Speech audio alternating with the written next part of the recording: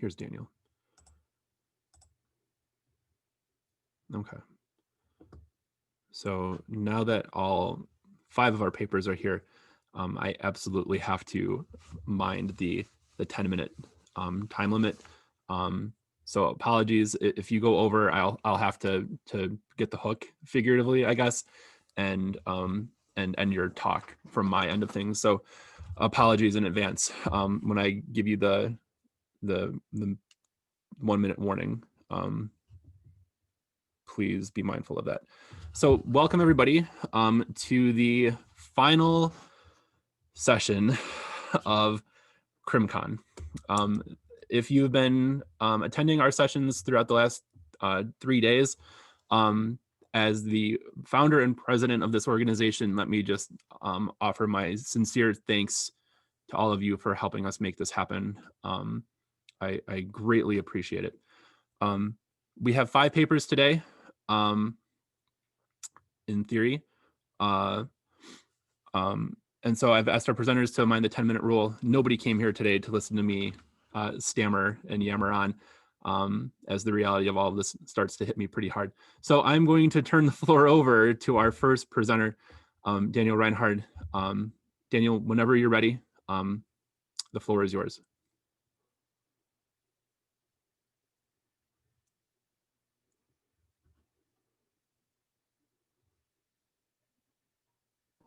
There we go. Slideshow from beginning. Okay. Can you guys hear me all right? Just nods. Okay, yep. We're good. You're good. Okay. So I want to be talking today about vacation home rentals and crime. I consider it an exploratory spatial analysis, but I have to provide a disclaimer, which is that this is work I was working on over the summer. And there's even another presenter at this conference that presented research on virtually like very, very close to the same paper. So we published something in August. I submitted mine for publication in September. And so there's aspects of this work that are going to be pretty similar to that publication if you're interested in vacation home rentals and crime. It'll be kind of clear that we took slightly different angles on things. So for example, he ended up using census tracts. I looked at census block groups. We used slightly different social disorganization variables, slightly different crime types. My perspective on it will be geographic, just sort of generally. And so we'll just get into it. So when I say vacation home rentals, I'm generally referring to Airbnb or VRBO or other kinds of properties that people rent to others, generally for the purposes of vacations or traveling abroad and so forth. This is an emerging research area in that most studies on properties and crime instead focus on apartments or hotels or motels, or some of them that do look at rental properties. They look at specifically like reported rental properties, whereas the Airbnb data that I look at and Roth looks at are properties that aren't necessarily reported to a city. And so there's some interest in that. Environmental criminology is often used when considering these kinds of properties. When I say that, I mean routine activity theory and crime pattern theory. Additionally, there are neighborhood theories that are normally used, like social disorganization theory and collective efficacy. And so in my paper or in his or in others, those are the kinds of concepts that you'll see used to justify the research. There are a lot of methods that I use. And so some of that is best left to a Q&A, or if you have questions, you can email me. But basically, I aggregated 3 different kinds of crime: burglary, disturbances, and substance crimes. And I was interested in the associations between these Airbnb, like vacation home rental properties, and those crime types in census block groups. I also used data for bars and nightclubs from the Texas Alcohol Beverage Commission. And I used confirmatory factor analysis for establishing social disorganization variables. And I can get into like factor loadings or anything else if there's an interest in me doing that. Let's go, I used as a guide for the variable construction. So there's spatial autocorrelation present, which is to say that there was significant concentrations of crime throughout the city. This is pretty normal in crime research. So I used a spatial lag variable. And again, there's equations associated with how that was done.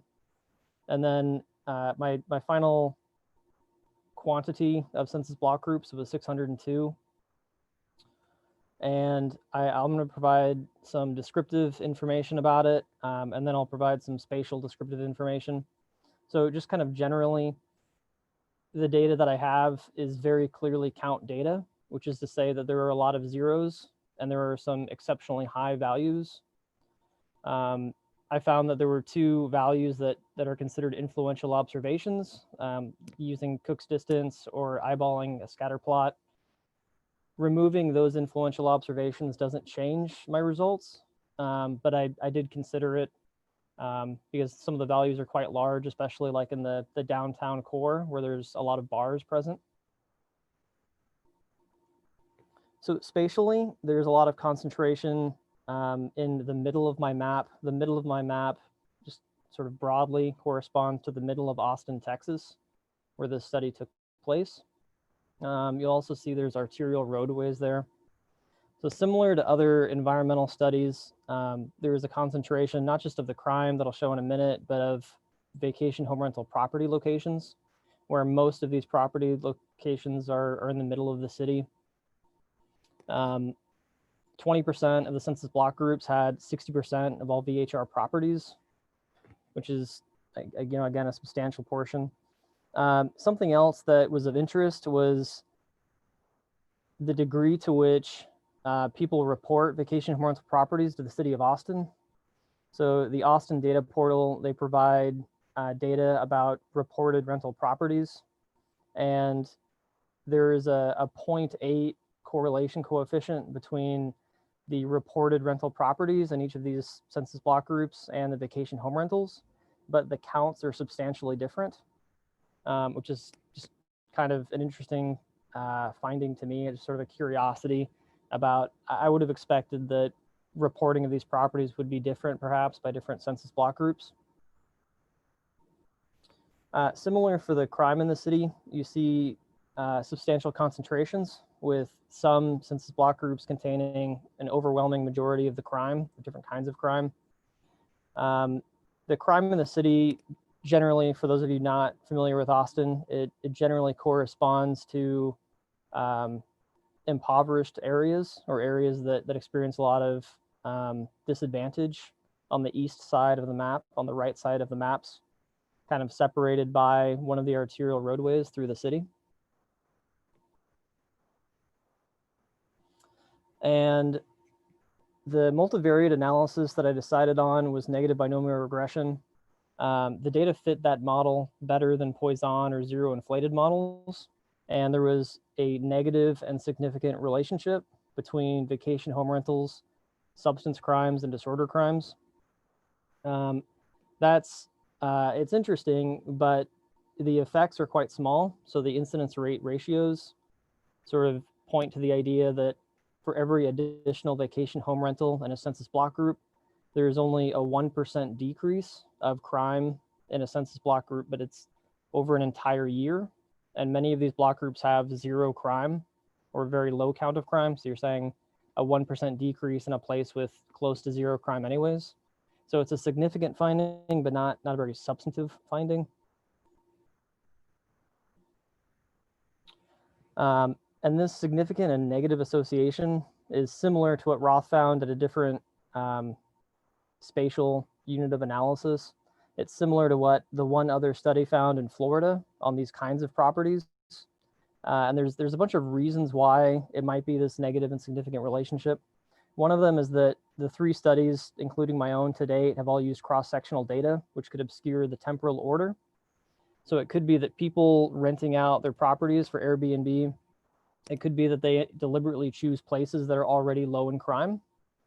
It could be that, it's unclear at this point whether properties begin in a location and then crime follows them or not. There's variation between different kinds of property types. And then there's a lot of other geographic considerations. So recently in Crime Science, there was an article published about the buffer zone hypothesis. which would be interesting to look at with these properties, which is just generally the idea that it could be that the residents of these properties deliberately don't engage in crime close to the property. They would do that so that it's harder to identify whoever the culprit is of some kind of crime in the area. So that was a really abbreviated version of that. The paper's 30 pages long, but if you have any questions about it, I'd be happy to talk about it. So thank you, Andy. I think I'm done. All right, thank you. Our next paper, Receptivity to Patrol-Driven Intelligence. John, whenever you're ready.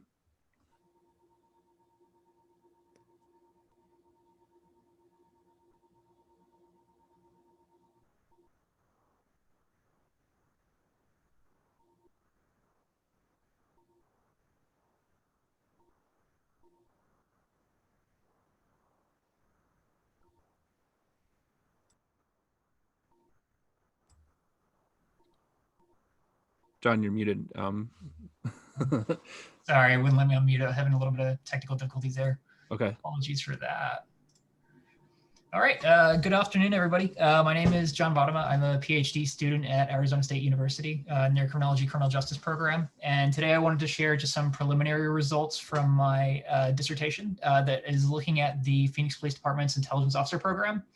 But before kind of getting into the results and what the program is, just very quickly, intelligence-led policing, a term not everybody would be familiar with.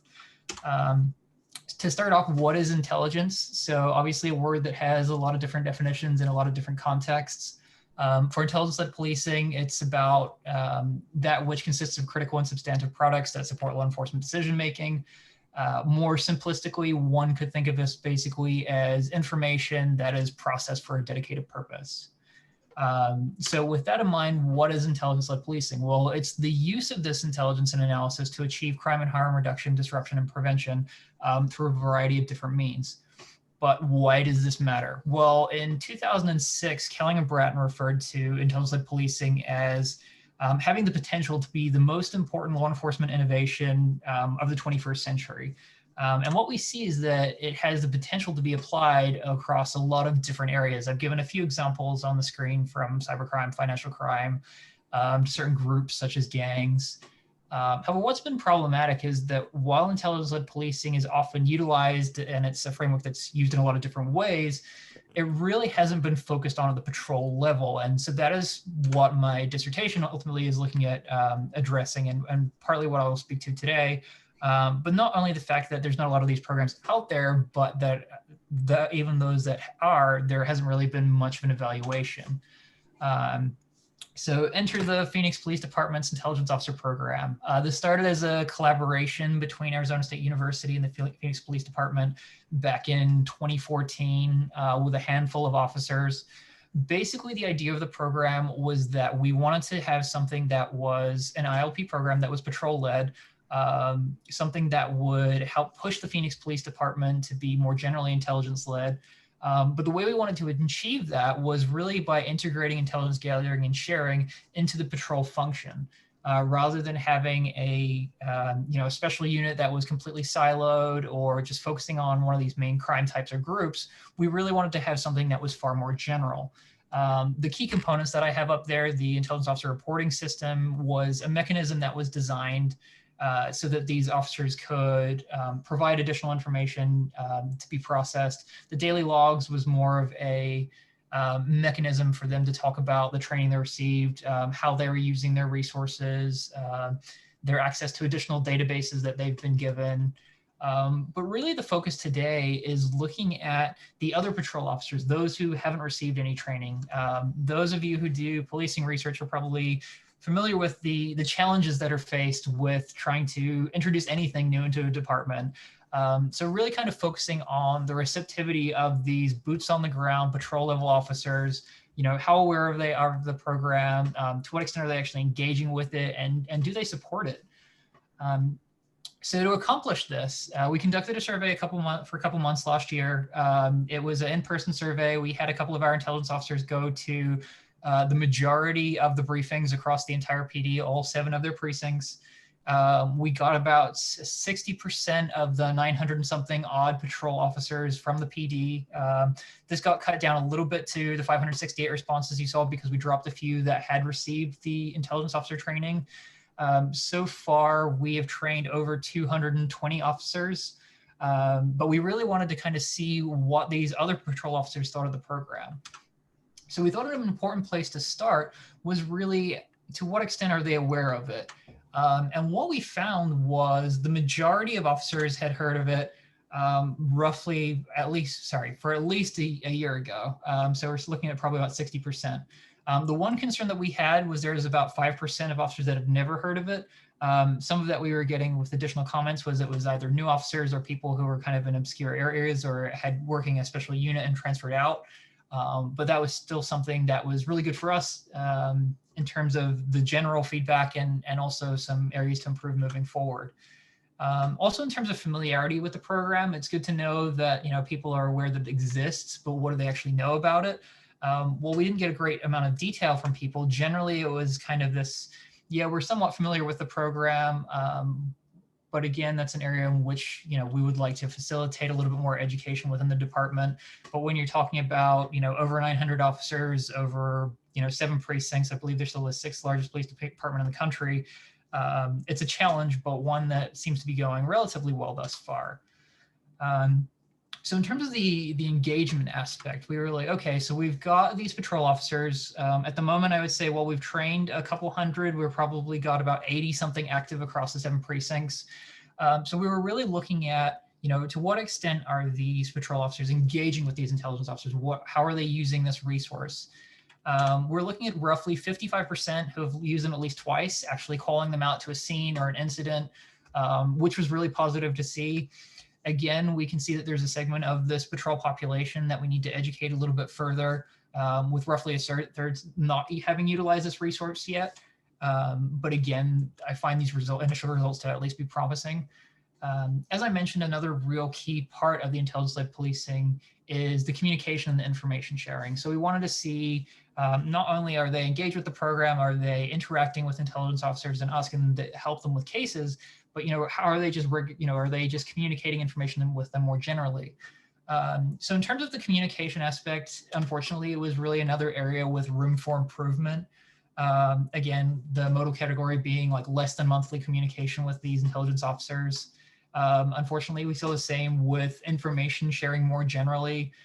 So we looked both at, how often are these patrol officers providing intelligence officers with information?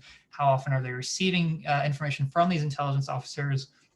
Again, this is kind of on the lower end of the scale of what we'd like to see as at least being perceived as relatively infrequently or rarely. So another kind of area that we need to improve on moving forward. But with all of that in mind, in terms of awareness engagement, what we really wanted to kind of nail down or dive down into was, what do the officers think of this program? These people who aren't necessarily directly involved, haven't received this training, what are their perceptions? And generally, these were really positive. One of the key things we wanted to do was focus on, okay, we're really focusing on this ground up approach, the boots on the ground. How is it impacting them in the field?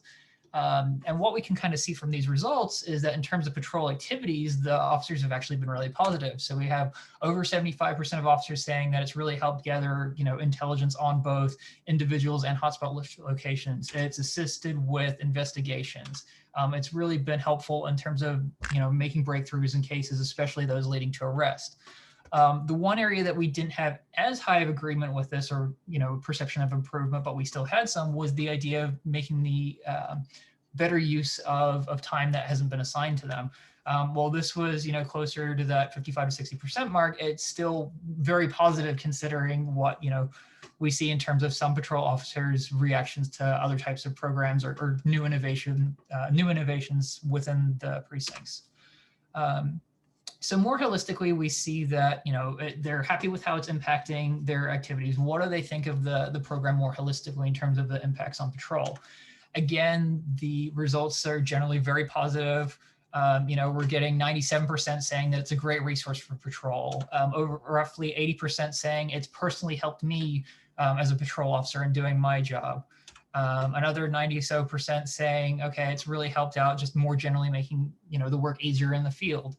One concern that we had with the implementation of this program is the Phoenix Police Department, much like many other departments that are around the country, are all really struggling with resources and personnel and hiring. And one thing we didn't want was for the program to be perceived as taking these very valuable resources away from patrol. That was very much the opposite of what we were doing. So we were quite happy to see that almost 3/4, I think it was sitting around 73% of officers, are, disagreeing with the idea that we're taking these resources away while still giving a lot back. So generally what we're finding is that, officers are perceiving that the benefits of this program are certainly outweighing any cons. So generally overall, almost all patrol officers are aware of the program, and most have been for some time, at least a year. Most of them have sought assistance from these intelligence officers, so that is great, but there is some room for improvement in terms of the communication and information sharing. But in terms of the patrol activities and the program itself, they're very positive. Moving forward, we want to kind of compare these perspectives with the intelligence officers themselves as well as their supervisors, see if the administrative data is backing up what their perceptions are. Are these actually helping arrests? And really just looking at, how it's impacting other outcomes in the PD. But that is all for me. I know it was very quick and very fast. If anybody has any questions, please feel free to reach out. But thank you very much for the opportunity to share this work. Thank you so much, John. Our next paper today is Race and Rationality Revisited. John, do you need me to help you get this off the screen? I'll just take it off. There you go. So our next presenters, whenever you're ready, the floor is yours.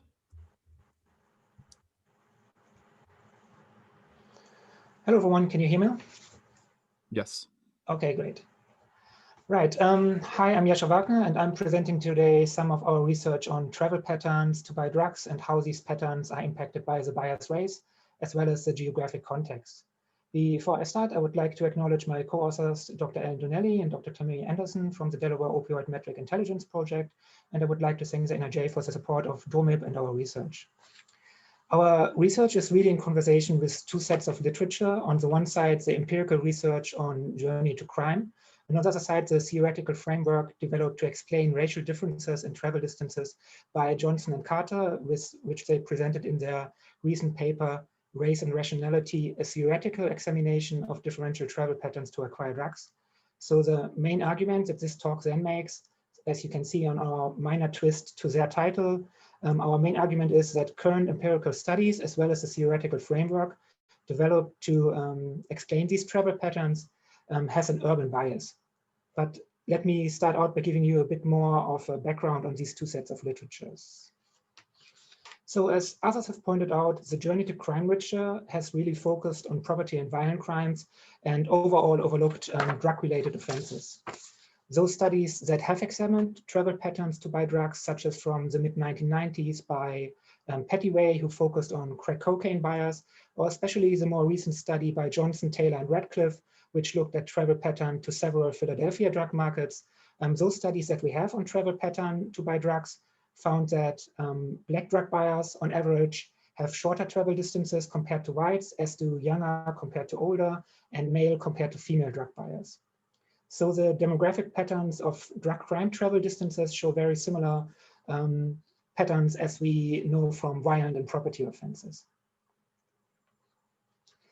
These differences in travel distances between white and Black drug possession arrestees are seen as part of the legacy of racism in the United States, which has led to patterns of racial residential segregation that shape opportunity structures, as well as social identities and perceptions of spatial belonging. For example, racialized perceptions of place and space have shaped out-of-place policing and increased the arrest risk for Black persons in white spaces, and accordingly for Black individuals, drug purchases in predominantly Black areas where they are more likely to live in to begin with, given the residential segregation patterns that we have, can be seen as rational choices. And on the other hand, racialized perceptions of space have led to associations between Black communities, economic disadvantage and deviance in the public eye, maybe especially in the white public eye. And these communities might attract white drug buyers that perceive deviance such as buying drugs in these areas is normalized and less controlled by formal and informal control mechanisms. So this is why Johnson and Carter have argued, they have more in their framework, but this is part of why they have argued that the racialization of space has led to racialized rationalities that in turn decide where drug offenses occur and how far white and black individuals travel to buy drugs. So as a side note, since there won't be enough time to provide you with an in-depth picture of Delaware where we undertook our study, the coming slides have a couple of maps of Delaware with some socioeconomic information, and maybe you can keep one eye on those graphs while I'm talking about some of the other issues. Yeah, so however, as I said in the beginning, we think that there's an issue with these two strands of the current research. The current research on drug crime travel and the conceptualization advanced to explain racial differences in travel distances are based on a very specific segment, given the most iconic one of racialized spatial experiences in the United States. They are based on the city. For example, when you take the sparse accounts that we have of racial differences in travel patterns in the empirical study site, they come from large urban areas, specifically from the city of Philadelphia. And most of the above highlighted concepts upon racial segregation and racialized experiences of space stem from studies on major metropolitan areas. However, these areas do not reflect the living context of most or many Black and white Americans. And there's some evidence that segregation patterns and accordingly perceptions of race and space may differ between large and small cities or across suburban areas or rural areas. For example, some studies have shown that non-urban areas have comparable or even higher levels of residential segregation, while other studies show that especially new settlements in suburban and rural areas have lower levels of residential segregation. Also, while race is one of the fundamental frames to coordinate behavior and organize social relations, other place characteristics might shape decisions where to offend as well.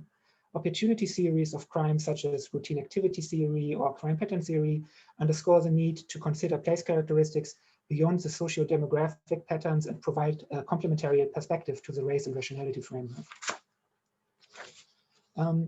For example, crime generators and attractors such as bar, nightclubs, proximity to public places such as parks, all these factors might shape offending opportunities and accordingly offending decisions as well. So overall, a wealth of empirical studies support that places exposed to crime generators have higher crime rates, while these opportunity characteristics themselves might not be independent of racialized perceptions of space. They might provide additional insights into where people travel to acquire drugs and why they travel to exact those locations. So therefore, we have this open empirical question of whether the patterns of Black-white travel distances hold for non-urban areas. That is our first research question. And we also have this question of whether the racialization of space is the only factor that shapes travel distance to drug offenses. This paper addresses these issues by providing a unique data set on the journey to drug crimes across different types of geographic areas. In a first step, the study tests whether the demographic pattern established for traditional urban areas hold for different types of small cities, towns, as well as touristic and traditional rural areas using negative binomial regression models. And in the second step, the analysis provides profiles of offense locations for Black and white drug buyers across geographic areas, drawing on the racial and socioeconomic composition of those places, as well as on their exposure to crime generators and the proximity to public places such as parks. So the analysis allows to assess to what degree these patterns across geographic areas align or don't align with the racialized rationality framework.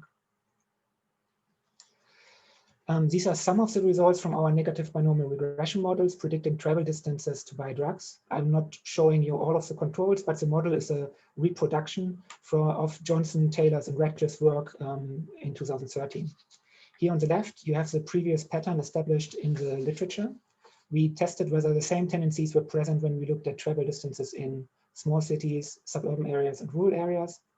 And as you can see here, we were unable to reproduce the gender pattern in any area and only found support for Black-white differences in the most urbanized areas.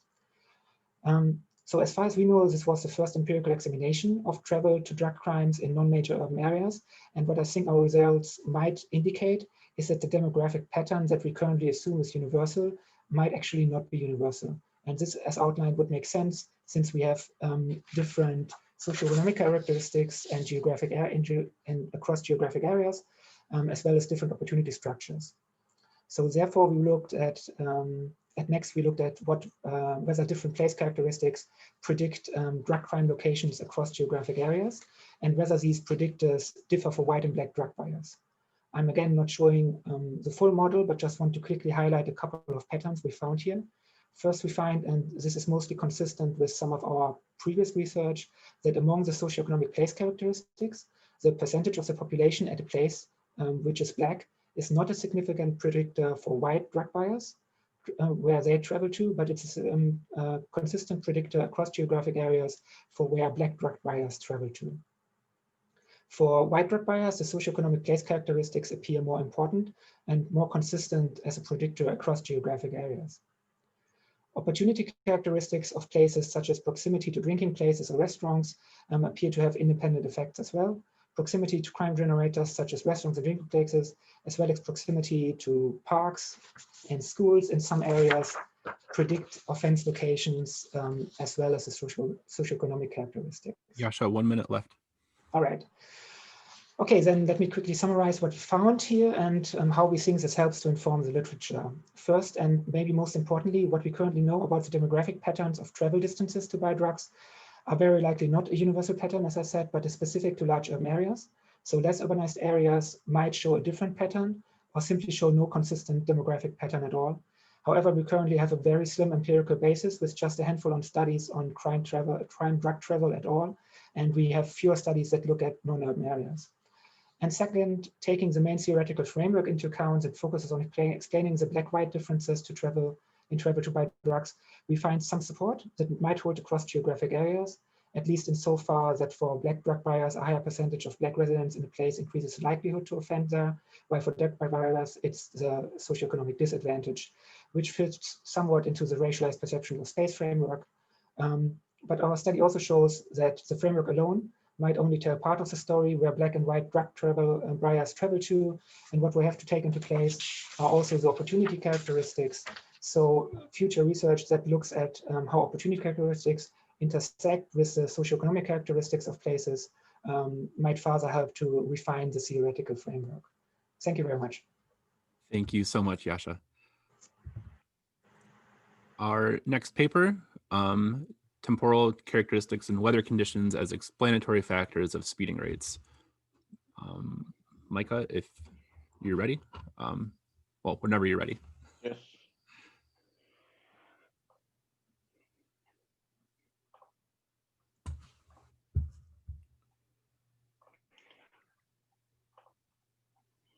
So, hello to everyone.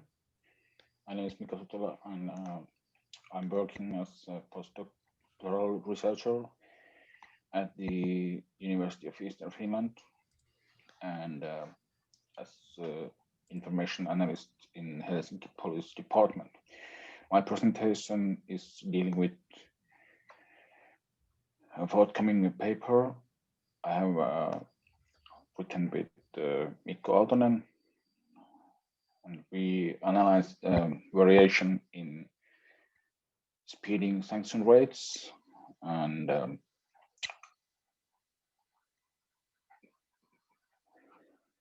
also we examined whether the speeding sanction rates are affected by the duration of active speed enforcement in a given location. And these weather conditions and temporal characteristics were in our focus as explanatory factors. We had observational data from 2 years from 2 major highways, which are located in southern Finland, in the capital area. We had data from 3 different sources: Police of Finland, Finnish Transport Infrastructure Agency, and Finnish Meteorological Institute. And in total, we had 9 different variables, and the rate of speed in sanction per 1,000 vehicles was as if the main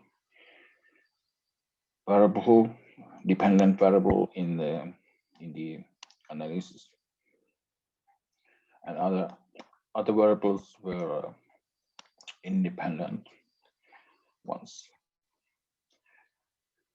We used the generalized additive model to examine the conditional nonlinear associations for our focal variables and speeding sanction rates.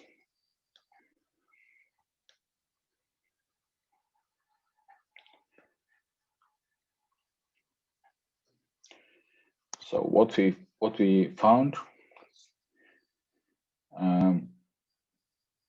the results show that the sanction rates remain rather constant, irrespective of control period length. So it doesn't matter whether camera has been switched on 2 days, 2 weeks, or 2 months.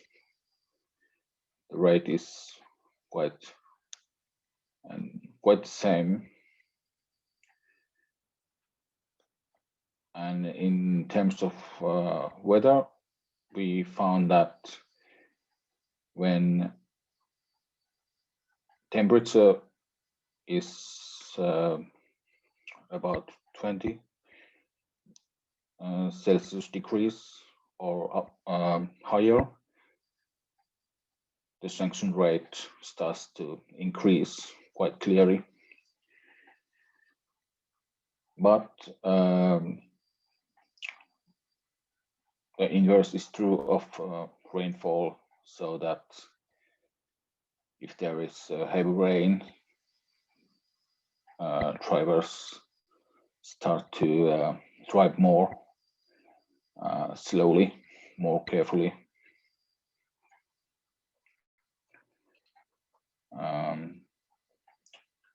It seems to be so that more intensive speed control influences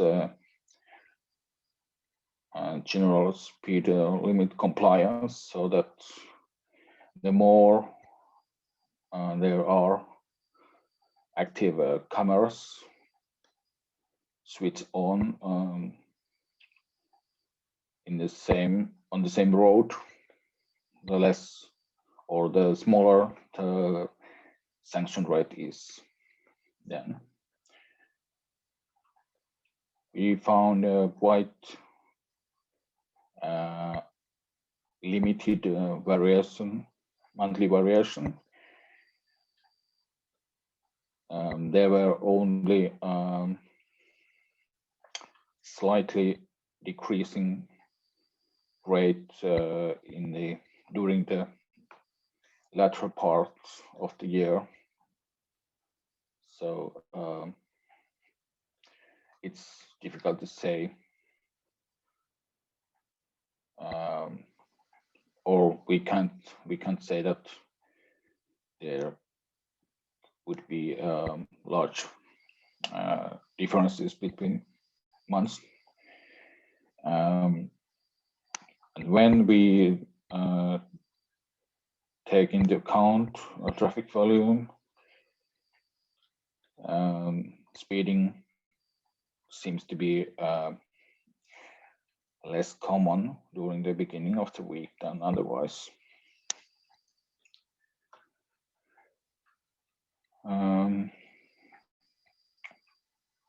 So as a summary, we could say that in higher temperatures and in heavy rain,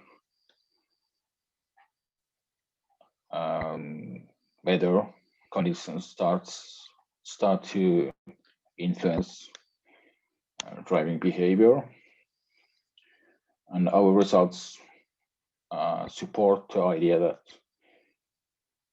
just merely seeing the camera poles have an effect on driving behavior. So it doesn't matter whether the camera is switched on or not, just the pole itself influences drivers.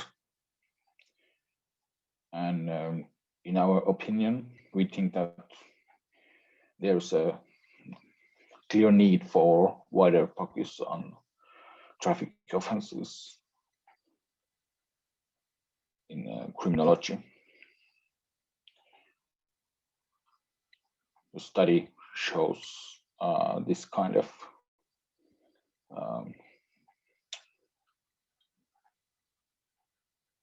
need. So that's all. Thank you. Thank you so much for that. All right, everyone. The final paper of today's talk and the final paper of my duties of the last 3 days of CrimCon, crime displacement, the unintended consequences of an anti-human smuggling law in Egypt. Gianluca, whenever you're ready. You're muted.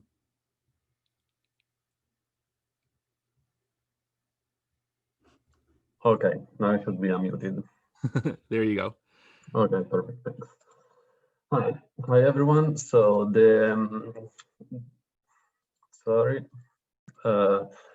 I'm Gianluca Bertoni, and I'm a researcher from Transcrime. And today I'll be presenting a study that with my co-author Alberto Aziani and I are conducting on crime displacement of human smuggling in the Mediterranean Sea.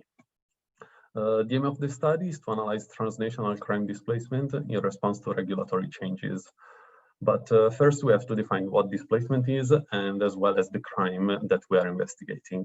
Displacement consists in the relocation of crime from one place, time, target, offense, tactic to another, following the introduction of a preventive measure or a change in the condition that make it unfavorable for criminals to operate.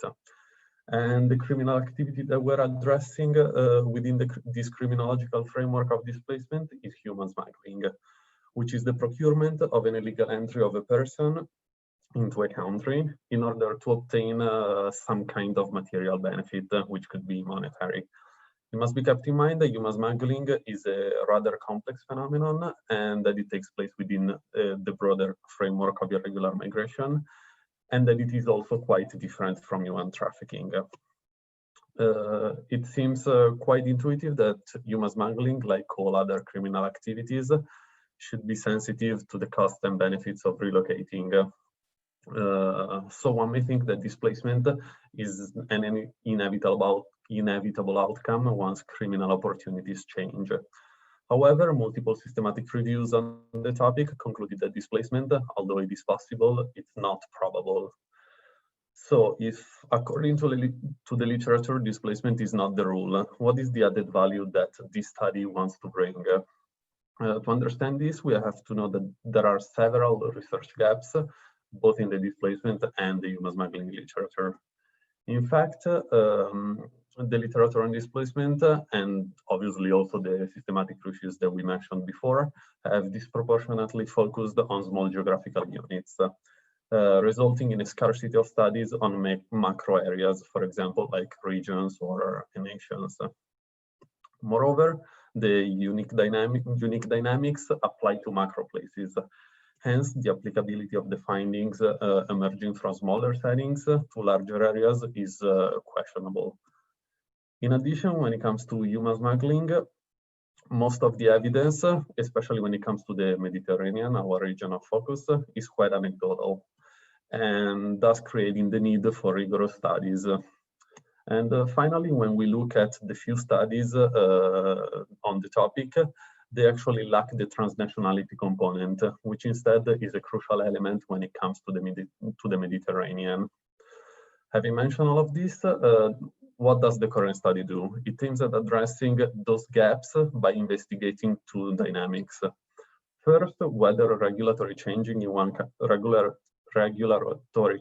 in one country produce a transnational spatial displacement of human smuggling flows. And second, whether they also produce target displacement of smuggled migrants. To do so, we relied on a case study involving the introduction of a legislation by the Egyptian government aimed at combating illegal migration and the smuggling of migrants. The introduction of this legislation, which happened on November the 8th of 2016, introduced an element of discontinuity in the distribution of criminal opportunities in North Africa.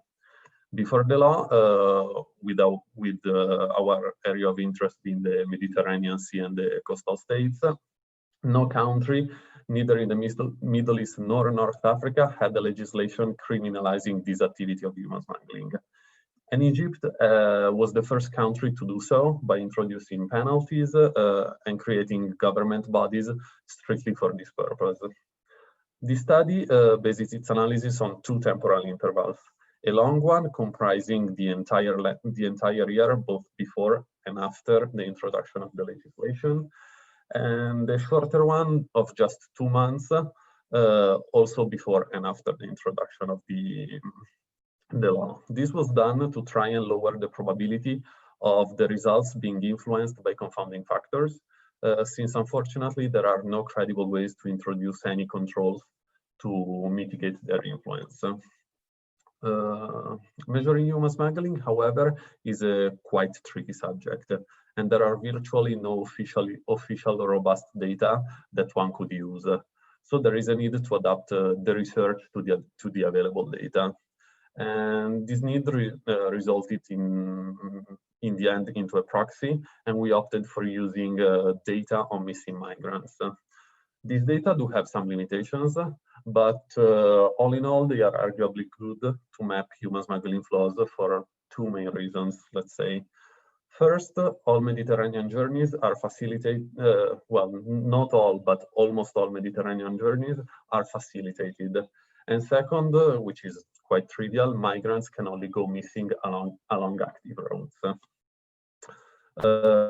With this data about incidents, we produced the maps showing the concentrations of these incidents before and after the intervention for both of the time frames, 1 year and 2 months. And here are represented the ones about the 1 year. We can observe how incidents in Egypt significantly decreased after the criminalization of human smuggling, and this is especially true along the coasts.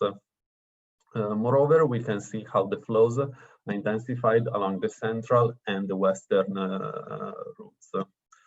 This picture is exactly the same as before, but for the other time frame, the shorter one, and the same holds true for about what we said earlier. And it shows a drop in the incidents occurring in Egypt after the intervention, coupled with the intensification, once again, of events along the central and the western routes. This table simply, it's a simple translation of the maps we just showed into a different form, and it clearly shows the consistent, and I would say also quite sharp decrease in the relevance of the Egyptian route, as well as the increase along the other ones. Although there seems to be evidence that the flows departing from Egypt displaced to the central and western regions, as we said before, the data we used on missing migrants do have some limitations. So in order to corroborate the evidence of spatial displacement, we look at data on migrant arrivals to Italy by country of embarkation. So where they departed from, not where they originated from, and before and after the intervention. And this is done for the 1 year and 2 years time frames. One might ask why we focus only on Italy instead of taking into account all the southern region of Europe. And the answer is quite simple, because first of all, there is evidence that the flows departing from Egypt, although it may seem quite counterintuitive, they are directed, there's evidence that they are directed towards Italy. And second, because these data are the most reliable compared to all of the other Southern European countries. And with this graph, we show how departures from Egypt in yellow almost completely dropped in both time frames after the introduction of the anti-human smuggling legislation. Though now that we are quite confident that there has been some kind of spatial change in the human smuggling flows, there is only one challenge left, which is that the decrease in departures from Egypt, in fact, may simply indicate that the legislation did not displace the flows, but it was actually 100% effective, eradicating the activity and closing the route.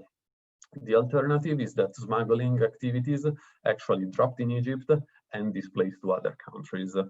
And to investigate this, we study target displacement. In fact, a change in the smuggled populations, which is the target of this crime, would be a strong indicator that the migrants which use the Egyptian route are no longer able to reach Europe, suggesting that this legislation actually closed the passage. On the other hand, absence of target displacement, which means that all migrants still manage to reach their final destination, would suggest that migrants were still able to go through Europe in the same composition as before the introduction of the legislation. And this only shows that there has been some kind of spatial displacement since they found an alternative passage towards Europe. Gianluca, about 1 minute left. Yeah, to verify the presence or absence of target displacement, we use data on arrivals to Europe by country of origin. And as we done, we compare it before and after the intervention. The time, instead of 2 months, we use 10 months because of data limitations, and all countries of origins lie along the 45-degree line, showing that there hasn't been a significant change in targets, therefore bringing further proof in favor of spatial displacement. So what are the conclusions that can be drawn from this study? First of all, it shows that the evidence, although quite exploratory, shows that this transnational crime is susceptible to the cost and benefits of relocating. Moreover, one can debate about the effectiveness of this legislation. As the Egyptian government point of view, they might only focus on their country and argue how departures have dropped almost to zero and be satisfied with this intervention. However, if one were to look at the more holistic point of view, they would conclude that the intervention unintentionally displaced flows to other countries, and these spillover effects will not be seen as an entirely successful measure to combat human smuggling. Thanks everyone for taking the time to join this presentation, and here are the contacts of me and my co-author in case you want to get in touch or ask any questions besides in this panel. I will give the floor back to Andy. Thank you. Thank you, everyone. So I believe, yeah, we are 2 minutes over time. So I'm going to ask if there's anybody in attendance who has any questions for any of our panelists, please feel free to reach out to them over email. I think everybody had their contact information in their slides, and you'll be able to watch this on YouTube. We'll send out a blast to our whole mailing list in a few weeks once everything is uploaded. So I apologize for that, but that's kind of how the scheduling happens. And that wraps up CrimCon. Thank you again, sincerely to all of my panelists today for having faith in us and presenting your work with us. Thank you to everybody who came out. I hope that the conference was worthwhile to you, and get on our mailing list if you're not, because we've got a lot of exciting stuff planned in the future. Enjoy the rest of your day, everybody. Thanks again. Take care. Thank you. Bye.